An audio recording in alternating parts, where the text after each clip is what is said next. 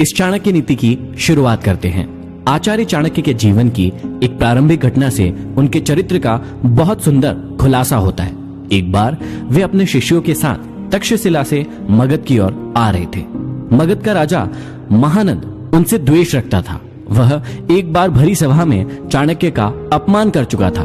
तभी से उन्होंने संकल्प लिया था कि वे मगध के सम्राट महानंद को पद से नीचे उतार कर ही अपनी शिखा में गांठ बांधेंगे। इसके लिए वे अपने सर्वाधिक प्रिय शिष्य चंद्रगुप्त को तैयार कर रहे थे। मगध पहुंचने के लिए वे सीधे मार्ग से ना जाकर एक अन्य उबड़ खाबड़ मार्ग से अपना सफर तय कर रहे थे। उस मार्ग में कांटे बहुत थे। तभी उनके पैरों में एक कांटा चुभ गया। वे क्रोध से भर उठे। तत्काल उन्होंने अपने शिष्यों से कहा, उखाड़ फेंको इन नागफनों को, एक भी शेष नहीं रहना चाहिए। उन्होंने तब उन कांटों को ही नहीं उखाड़ा, उन कांटों के वृक्षों की जड़ों में मही डाल दिया ताकि वे दोबारा न उग सके। इस प्रकार वे अपने शत्रु का समूल नाश करने पर ही विश्वास करते थे। वे दूसरों के बनाए गए मार्ग पर चलने में कभी भी विश्वास नहीं करते थे। वे अपने द्वारा बनाए गए मार्ग पर ही चलने में विश्वास करते थे। आशा करता हूँ इन अध्यायों को सुनने के बाद आप भी अपनी जिंदगी में अपने मार्ग खुद तैयार करें, अपने ऊपर विश्वास करें और अपनी जिंदगी में आगे बढ़े।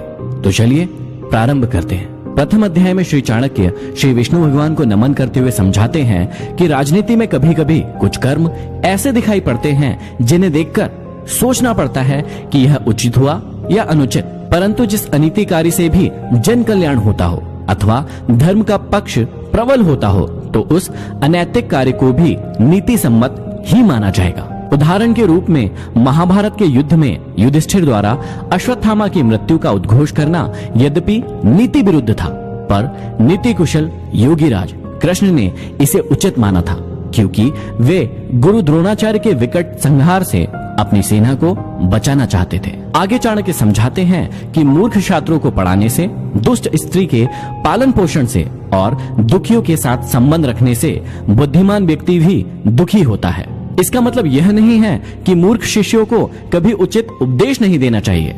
समझाने का तात्पर्य यह है कि पतित आचरण वाली स्त्री की संगति करना तथा दुखी मनुष्यों के साथ समागम करने से विद्वान तथा भले व्यक्ति को दुख ही उठाना पड़ता है।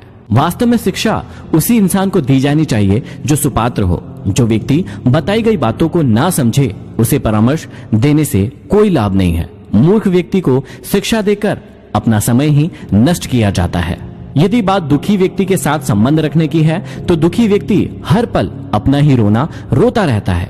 इससे विद्वान व्यक्ति की साधना और एकाग्रता भंग हो जाती है। आगे श्री चाणक्य हमें समझाते हैं कि दुष्ट स्त्री, छल करने वाला मित्र, पलटकर तीखा जवाब देने वाला नौकर तथा जिस घर में सांप रहता हो उस घर में निवास करने वाले गृह स्वामी की मौत में संशय ना करे, वह निश्चित ही मृत्यु को प्राप्त होगा।